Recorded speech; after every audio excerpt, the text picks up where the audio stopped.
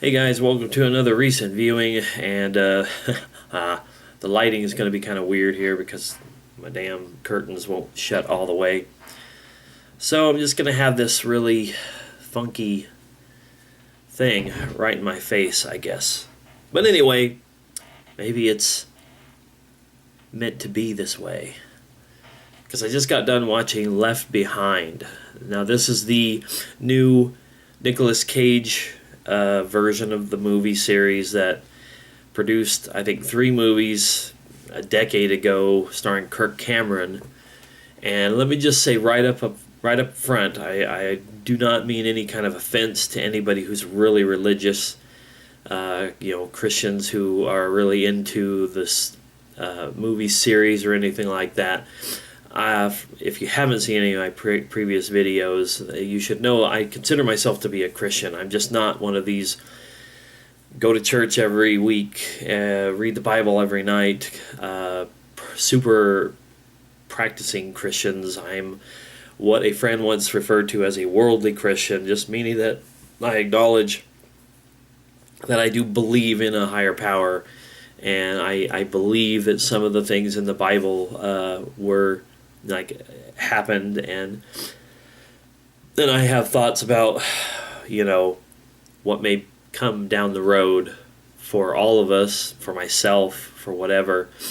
Like I said, I am not somebody who reads the Bible letter to letter and follows it exactly word by word and all these things that you hear these days when it comes to war and things like gay people and like what the Bible says about these things. I don't always agree with what the Bible says on a lot of that kind of stuff. But I don't want to get bogged down in this video or in general on my channel on those thoughts. They're my beliefs and what I believe in and stuff. So I don't usually try to get into stuff that's too religious or political or whatever. But I wanted to see this movie, and really the main reason why I wanted to see this movie is because I have long said that I am a huge fan of a bad Nicolas Cage movie. Nicolas Cage was in a movie, and he was in an adaptation of a movie, like I said before, and I thought to myself, why does this even exist? But I had to check it out. And so I did. I watched it today. Now, I started off just thinking, oh gosh, this is probably going to be horrible. It has horrible reviews. It bombed in the box office. Sold pretty well at my Walmart store. I mean, it was not like it sold out, but we sold copies. I was really surprised to see as many copies, go out of our store as they did. So I just decided to check it out. Maybe it's morbid curiosity, or like I said, maybe it's just that I like to watch Nicolas Cage in movies that most people think are horrible. Now, I'm not going to say that this movie was great, that it completely defied my expectations. It was bad in a lot of ways. Nick, he himself wasn't bad. I thought he did a pretty good job in the role that he was, a airplane pilot who was obviously going through some... He was being not the best father and husband that he could be. And he kind of got a life lesson in things, especially these things that his wife had started to believe very, very fervently in the last few, I take it probably in the last few years of their marriage, with her religious convictions and whatnot.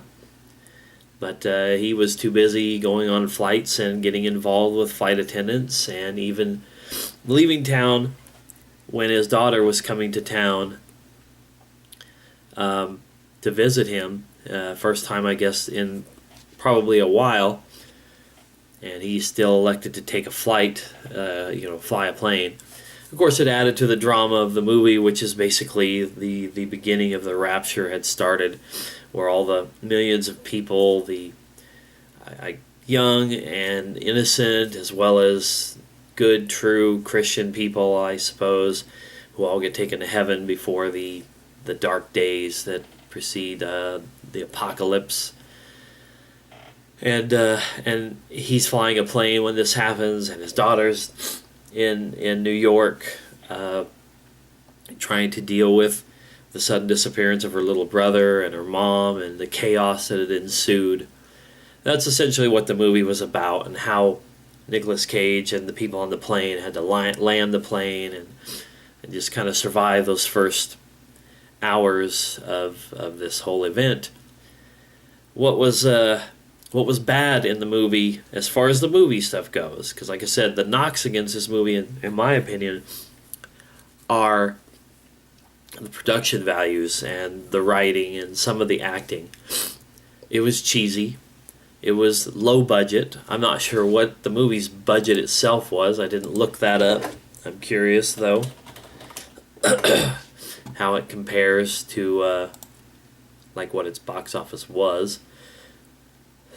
I don't think that this is actually even going to have a separate page for it. Doesn't look like it. Well, anyway, let's go this way. I want to know. Here we go. Yeah, it is.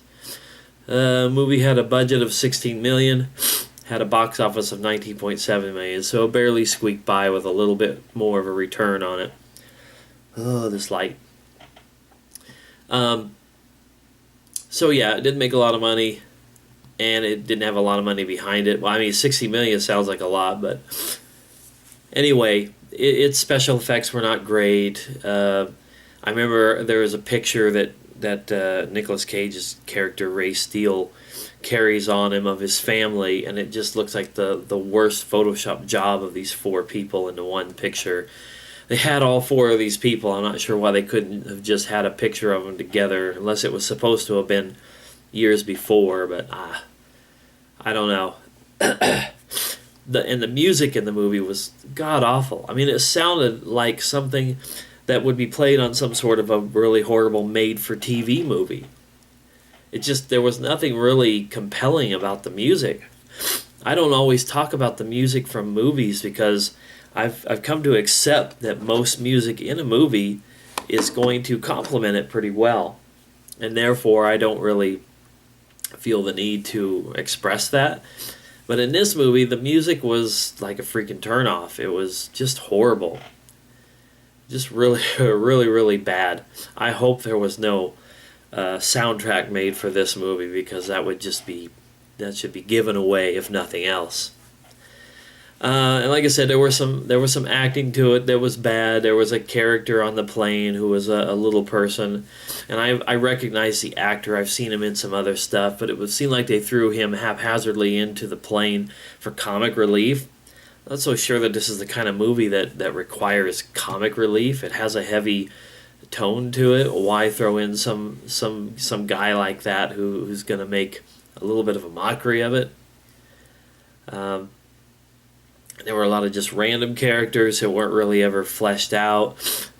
And I don't know. Nicolas Cage, like I said, I thought he did a fine job. Chad Michael Murray played, I think, the role that basically Kirk Cameron played in the first movies. He's like a reporter who ends up on the plane. He wasn't so bad. I mean, he's a guy who I know I've seen him in something else recently. I'm wanting to say it was in Expendables. No, he wasn't in Expendables. He actually... he wasn't in a single movie that I've ever seen. And the TV doesn't really count because I don't watch that much TV to know him. So, no, I'm not sure where exactly I'd seen him in something before. I was thinking he was in Expendables 3, but I guess that was a different guy. Anyway, he was serviceable. The guy who plays... Or the lady who played Nicolas Cage's daughter, she did an alright job in it. You can hear my chair squeaking. The guy that played the flight attendant was fine. Leah Thompson played Nicolas Cage's wife, but she was barely in the movie at all.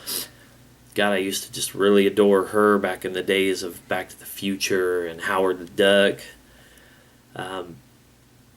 But anyway, yeah, I mean, the core main cast was all right. The writing was pretty poor in the movie overall. There were some horrible one-lines. I remember one, I wanted to make sure I mentioned this one in this video. But I think her name was Hattie, was the flight attendant that Nicolas Cage's pilot character was involved with. when all this stuff first happens, and she's just freaking out. She comes back to the cabin at one point, and she was like, "Ray, I'm scared. Aren't you?" And he's like, what exactly did he say? He's like, "I will be when I have time." Something like that. It was pretty cornball. But that was just really indicative of the film in general. I mean, I guess if somebody had really wanted to like take this on and do a really good big budget version of this movie, I think they could have done it and done it easily.